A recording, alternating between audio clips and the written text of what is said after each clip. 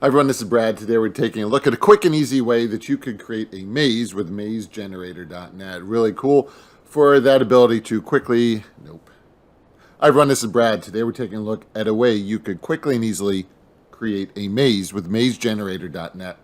So you can see all the parameters in here. I'm just going to go ahead and generate one. So here you have it.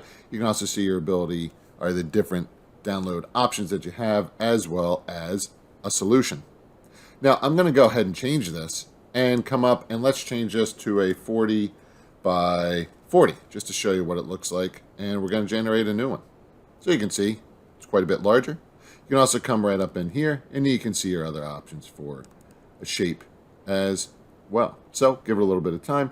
Let's do this. Let's just change it to 2, generate new, and now you have a circular one as well. So there you go. If you have any questions, please reach out. Thanks for watching. Take care.